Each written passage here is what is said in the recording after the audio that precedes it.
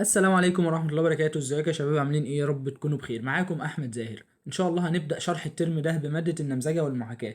المادة دي مهمة لانها بتعلمنا ازاي نختبر ونقيم اي نظام معقد احنا بنتعامل معاه، سواء بقى كان مصنع او مستشفى او حتى شبكة طرق.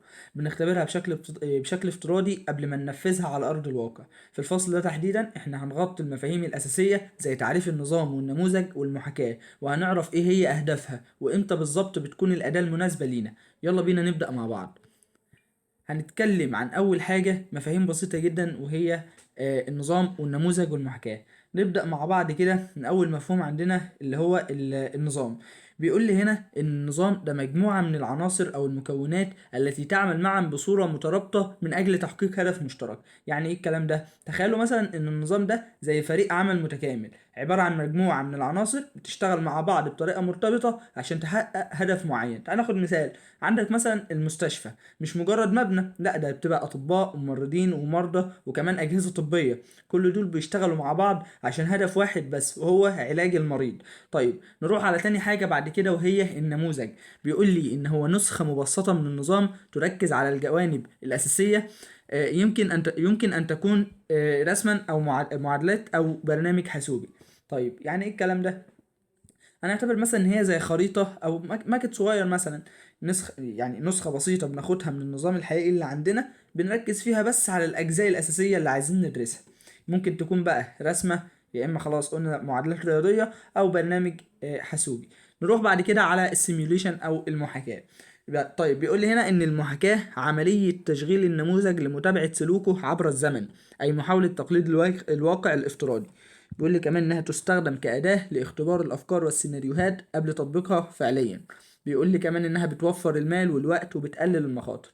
طيب يبقى كده اعتبر نفسك انك بتضغط على زر الستارت، اكنك تبدأ النموذج بتاعك. بتشوف بقى سلوكه بيتغير ازاي مع مرور الوقت اللي عندك ده. هدفها ايه بقى؟ اننا نقلد الواقع الافتراضي قبل ما نبدأ ان احنا نعمل اي حاجة على ارض الواقع. طيب اهميتها ايه بقى؟ طيب ده ليها أهمية كبيرة طبعا، بتخلينا نختبر أفكارنا والسيناريوهات بتاعتنا في بيئة آمنة قبل ما ننفذها بجد ويكون في مخاطر علينا. طيب ده بيعمل إيه؟ بيؤدي إن هو بيوفر لنا فلوس وبيوفر لنا وقت وبيقلل لنا المخاطر اللي عندنا.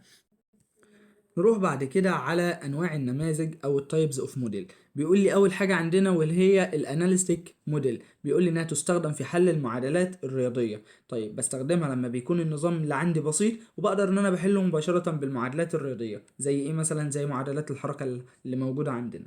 طيب عندنا تاني حاجة اللي هي السيميوليشن موديل. بيقول لي إنها تستخدم لتقليد عمل النظام الحقيقي عبر الحاسوب، خاصة إذا كان النظام معقدا ويصعب حله بالمعادلات. تعالوا نوضح. يعني احنا مثلا بنروح لما يكون النظام اللي عندي معقد جدا وما ينفعش نحله بالمعادلات الرياضيه اللي عندنا، خلاص بنعمل برنامج حاسوبي بيقلد عمل النظام ده. نروح بعد كده على الاكسبيرمنتال موديل اللي هي تالت حاجه عندنا دي. بيقول انها تستخدم عندما يكون النظام موجود بالفعل ويمكن اجراء التجارب عليه. خلاص يبقى موجود لما يكون النظام الحقيقي موجود بالفعل وبقدر ان انا اعمل تجارب مباشره في الواقع. طيب نروح بعد كده على جولز اوف موديل اند سيميوليشن، اللي هي الاهداف بتاعه النمذجه والمحاكاه. احنا ليه اصلا بندرس وبنعمل محاكاه؟ لثلاث اهداف اساسيه. اول حاجه عندنا البريدكشن اللي هي التوقع. بيقول لي هنا توقع النتائج المستقبليه في ظروف مختلفه، عشان نعرف النتائج المتوقعه دي للنظام بتاعنا في ظروف مختلفه هتبقى عامله ازاي قبل ما تحصل اصلا. طيب نروح بعد كده على تاني حاجه الاكسبلنتيشن، اللي هي فهم اسباب سلوك النظام، عشان افهم ليه النظام اصلا بيتصرف بالشكل ده واعرف اسباب سلوكه دي قبل ما يحصل اي حاجه. بعد كده نروح على تالت حاجة عندنا وهي الديزاين. بيقول لي ابتكار أنظمة جديدة أو تحسين الأنظمة الحالية لتحقيق هدف معين، عشان ابتكر أصلا أنظمة جديدة أو أحسن النظام اللي موجود معايا ده قبل ما أبدأ إن أنا أعمل أي حاجة. خلاص ده اللي هو الديزاين. نروح بعد كده على البيربوس اوف موديلنج اند سيميوليشن. اول حاجه هنتكلم عنها هنا اللي هي التنبؤ بالنتائج. عرفنا النتائج المتوقعه لاي فكره قبل ما نبدا ان احنا ننفذها، وده طبعا بيوفر كتير جدا في الوقت والفلوس اللي معانا. طيب نروح على تاني حاجه وهي تجربه التغيرات. قول هنا انها يمكننا اختبار التعديلات المحتمله على النظام ودراسه تاثيرها على ارض الواقع بطريقه امنه. يعني هي بتسمح لنا ان احنا نختبر اي تعديلات محتمله على النظام ونشوف تاثيرها اصلا بطريقه امنه على النظام ده. نروح على تالت حاجة عندنا وهي جمع البيانات. جمع البيانات ده بيدينا فرصة ان احنا نحصل على، يعني ان احنا يكون معانا معلومات دقيقة جدا ومناسبة قبل ما احنا نبدأ اصلا في عمل اي حاجة. نروح على رابع حاجة عندنا وهي أداة التحليل. بيقول إنها تستخدم المحاكاة كوسيلة تحليلية للتنبؤ بالآثار المترتبة على أي تغيير محتمل في النظام بتاعي. يعني إيه الكلام ده؟ بيقول لي إنها بتساعدنا نحلل التغيرات اللي ممكن تحصل في النظام ونشوف آثارها عليه هتبقى عاملة إزاي. نروح على خامس حاجة وهي أداة التصميم. تساعد المحاكاة في تقييم أداء الأنظمة الجديدة أو التصميمات المختلفة قبل تنفيذها فعليا. يعني بتخلينا نقدر ان احنا نقدر اداء الانظمه الجديده دي او التصميمات المختلفه قبل ما ننفذها بجد. طيب الافضليه في الافضليه قبل التنفيذ. المحاكاه بيبقى خيار مثالي لانها اكثر امانا وبتبقى اقل تكلفه واسرع في الانجاز مقارنه بالتجارب الواقعيه. نروح بعد كده على حاجة مهمة أوي أوي أوي. بيقول لي هنا إن إمتى المحاكاة بتكون أصلا مش مناسبة. طيب المحاكاة مش دايما بتكون حل السحر لكل المشاكل. في 4 حالات مهمة عندي ممكن تكون فيهم المحاكاة تضييع وقت وموارد أصلا. أول حاجة عندنا بيقول لي إذا كان يمكن حل المشكلة بسهولة باستخدام التفكير المباشر أو خطوات بسيطة من غير الحاجة للمحاكاة. يعني انت لو ممكن تحلها بخطوات بسيطة جدا بتفكير مباشر جدا، خلاص مش محتاج ان انت تعمل محاكاة. طيب تاني حاجة بيقول لي إذا كان هناك حل تحليلي زي المعادلات الرياضية يمكن أن تعطي النتيجة بشكل أسرع وأسهل. عندك أنت معادلات رياضية أو اللي هو الحل التحليلي يعني، بتقول لك إن هي ممكن تطلع النتيجة بشكل أسرع وأسهل، فمش محتاج إن أنت تعمل برضو محاكاة. تالت حاجة بيقول لي إذا كان من الممكن تنفيذ تجربة حقيقية على النظام نفسه بطريقة أبسط وأرخص من بناء نموذج محاكاة. يعني لو التجربة الحقيقية أبسط وأرخص نقدر نعمل التجربة على النظام نفسه بطريقة أسهل وأقل تكلفة أصلا من بناء نموذج محاكاة بيبقى معقد جدا معانا. رابع حاجة بيقول لي إذا كانت تكلفة ووقت المحاكاة أعلى من الفوائد والأرباح. ركز معايا هنا، بيقول لك لو التكلفة بتاعة المحاكاة أعلى من الفوائد والأرباح المتوقعة، خلاص يبقى كده أنت هتهدر وقت وفلوس يعني. خلاص أنت مش محتاج إن أنت تعمل أي حاجة من دي. تمام، لأن أنت هيبقى الأرباح اللي عندك أقل من التكلفة أصلا. نروح بعد كده على الادفانتج اوف سيميوليشن او المميزات بتاعة المحاكاة.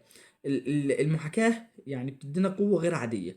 تمام، بتخلينا نجاوب مثلا، يعني تعال نشوف مع بعض كده. بيقول لنا اول حاجه تتيح لنا تغيير الافتراضات وفهم اسباب حدوث الظواهر.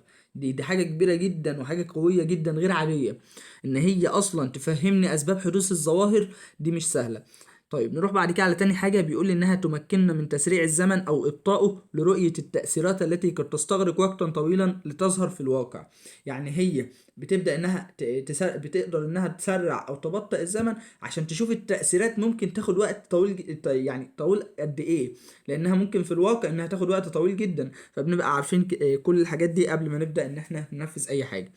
طيب بيقول لي هنا انها بتساعدني في الاجابة على اسئلة ماذا لو او وات، وهي نقطة مهمة جدا في التخطيط واتخاذ القرارات والتصميم. يعني انت حرفيا دي نقطة حاسمة في اتخاذ القرارات والتخطيط والتصميم. بيقول لي كمان انها بتمنحنا فرصة لتجربة تغيرات جديدة دون الحاجة الى تكاليف تصنيع فعلية. خلاص انت هتبدأ ان انت تعمل تجربة او تغيرات جديدة من غير ما تحتاج تكاليف تصنيع فعلية. نروح بعد كده على الديس ادفانتج اوف سيميوليشن او عيوب المحاكاة. رغم كل المميزات اللي في المحاكاة دي طبعا هيكون لها تحديات. اول حاجة عندنا بناء نموذج محاكاة دقيق يحتاج تدريب وخبرة وجهد كبير. يعني ايه؟ يعني انشاء نموذج المحاكاة ده بيتطلب خبرة وتدريب وجهد كبير جدا. فخلاص انت، هي دي عيب من عيوبها اللي هو بياخد جهد كبير وبيحتاج تدريب وخبرة كتير. طيب تاني حاجة بيقول لي إن النتائج قد تكون صعبة الفهم خصوصا إذا كان النموذج معقد. يعني إيه؟ يعني لو النموذج كبير جدا ومعقد ممكن النتائج بتاعته تكون صعبة الفهم أصلا والتفسير. تالت حاجة بيقول لي عملية المحاكاة تستهلك وقت وجهد وتكلفة مالية عالية. طيب انت بتستهلك موارد، ممكن تستهلك وقت وجهد وتكلفة مادية كبيرة جدا جدا. فدي برضو من عيوب المحاكاة او السيميوليشن. بعد كده بيقول لي قد يتم اللجوء للمحاكاة رغم وجود حل تحليلي اسهل وده يؤدي لاهدار الموارد. يعني سوء الاستخدام انت ممكن تلجأ ليها رغم وجود حل تحليلي اسهل اصلا، وده بيخلينا نهدر اصلا في الموارد اللي عندنا. نروح بعد كده على الاريا اوف ابلكيشن. طيب عندنا شويه حاجات كده هنتكلم عنهم واحده واحده كده، وناخد مثال على كل واحده عشان نفهم الدنيا. اول حاجه عندنا وهي الشبكات. انا بستخدم الشبكات دي عشان مثلا اختبر شبكات الاتصالات او شبكات الواي فاي والانترنت، عشان نعرف هي هتستحمل ضغط قد ايه. مثلا انت عندك شركه الاتصالات اللي لما بتيجي تطلق او تطلق خدمه انترنت جديده، بيعملوا محاكاه عشان يشوفوا لو مليون واحد استخدموا الانترنت في نفس اللحظه، هل الشبكة دي هتنهار ولا هتفضل شغالة بسرعة كويسة. عندك بعد كده تطبيقات عسكرية. تستخدم في التطبيقات العسكرية ازاي؟ تستخدمها مثلا عشان تدرب الجنود والطيارين على سيناريوهات خطيرة، كمان عشان تختبر الأسلحة الجديدة وخطط الهجوم والدفاع، وكل ده من غير ما تخسر أي حاجة. يعني انت مثلا عندك جهاز محاكاة الطيران، ده بيتدرب عليه الطيارين عشان يعرفوا يسوقوا الطيارة ويتعاملوا مع اي مشكلة في الجو، بس وهو قاعد على الارض من غير ما تعرض حياته للخطر. نروح على تالت حاجة عندنا وهي خدمة العملاء. بنعمل محاكاة عشان نعرف كم موظف خدمة عملاء الشركة محتاجاه عشان يرد على المكالمات بسرعة، وبحيث ان هو ما يخليش العملاء يستنوا كتير على الخط. يعني تعالى ناخد مثال، لو انت عندك الشركة بيجي لها 500 مكالمة في ساعة مثلا، المحاكاة بتحدد احنا محتاجين كم موظف عشان نضمن ان العميل ما يستناش اكتر من دقيقة واحدة، وهكذا. نروح بعد كده على رابع حاجة وهي التصنيع. بص حرفيا دي من اهم الحاجات اللي بتستخدم فيها المحاكاة. بستخدمها مثلا عشان ان انا اصمم خطوط انتاج مصانع، واشوف سير الشغل ده هيكون ازاي، ومن خلال كده انا هقلل وقت وهقلل مجهود وهقلل كل حاجة. تعال ناخد مثال يوضح لنا. عندك مثلا مصنع بيجمع موبايلات، احنا بنعمل محاكاة عشان نشوف لو زودنا سرعة آلة معينة، هل الآلة اللي بعدها هتقدر تواكب نفس السرعة دي ولا لا. يعني هيتراكم عليها المنتج اللي قدامها وهيحصل زحمة في الخط، ولا الدنيا هتبقى ماشية تمام. تعال نروح على خامس حاجة وهي الرعاية الصحية. احنا بنستخدمها عشان نحسن خدمة المستشفيات ونخلي المرضى يستنوا وقت أقل. يعني بنعرف، وكمان بنعرف احنا محتاجين كام دكتور وكام ممرض وكام سرير. يعني انت مثلا في قسم الطوارئ بتورينا ازاي حركة المريض بتكون من اول دخوله لحد خروجه، وبنكتشف مثلا لو في مشكلة معينة، مثلا ان مفيش ممرضين كفاية، فخلاص بنبدأ ان احنا نحل المشكلة دي. كمان بتعرفك ان الحالات الحرجة بتكون قبل الحالات العادية، دي مهمة جدا طبعا. نروح على سادس حاجة عندنا اللي هي الطرق وحركة المرور. بتخلينا نختبر يعني اي تغيير بيحصل في الشارع او في توقيت اشارات المرور قبل ما ننفذه على ارض الواقع. يعني انت مثلا عندك اشارة مرور معمولة على دقيقة واحدة، تانية على دقيقتين، طب بناء على ايه بتعمل كده؟ خلاص انت عندك المحاكاة دي بتشوف مثلا الطرق، لو انت خليتها على دقيقة خلاص طريق معين هيبقى زحمة، لا طريق معين هيبقى مش زحمة، وهكذا. فهي بتبدأ انها بتشتغل بنفس الطريقة دي. نروح بعد كده على مناطق الازدحام.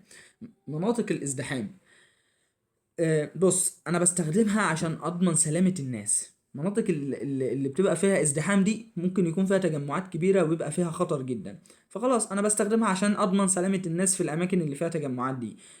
بحط خطة للاخلاء. تعال ناخد مثال، لو انت مثلا في ملعب وفي ماتش مهم، فخلاص بيبقى في جماهير ياما وكده، المحاكاة دي بتورينا الاماكن اللي ممكن يحصل فيها تدافع او زحمة خطيرة، فبنعيد تصميم المداخل والمخارج مرة تانية بحيث ان احنا نحط خطة للإخلاء تكون مناسبة للجماهير أو للناس دي. تامن حاجة عندنا وهي المطارات. احنا بستخدمها عشان انظم حركة الطيارات على المطار نفسه، وتدفق الركاب من اول ما يدخلوا يعملوا تشيك ان لحد ما يركبوا الطيارة. خلاص انت عندك محاكاة صالة الوصول عشان تعرف كم موظف جوازات محتاجينه عشان المسافر ما يستناش اكتر من ربع ساعة، لان ممكن مثلا يكون عندك الموظفين قليلين، فخلاص هيضطر المسافر ان هو يستنى وقت اكبر، خلاص ده ممكن اصلا تفوت عليه الطيارة. فالمحاكاة بتفيدنا في الحتة دي. عندك تاسع حاجة وهي ورش السيارات، عشان ننظم الشغل في الورشة ونشوف ازاي نخلص العربيات دي في اسرع وقت، بنحدد العدد المناسب للفنيين. الحاجات دي كلها طبعا مهمة. نروح بعد كده على محطات القطار.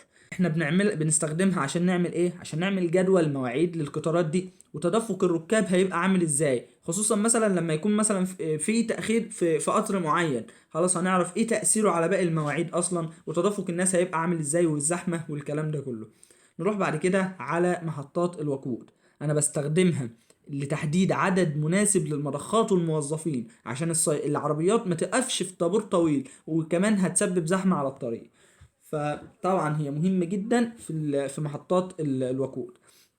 كمان المحاكاة مهمة جدا في الطرق السريعة زي التقاطعات الكبيرة على الطريق السريع. بنعمل محاكاة عشان نختبر التصميم بتاعها ونشوف لو في أي مشكلة ممكن تعمل حوادث أو بطء في الحركة دي. نروح بعد كده على آخر حاجة عندنا وهي المركبات الموجهة آليا.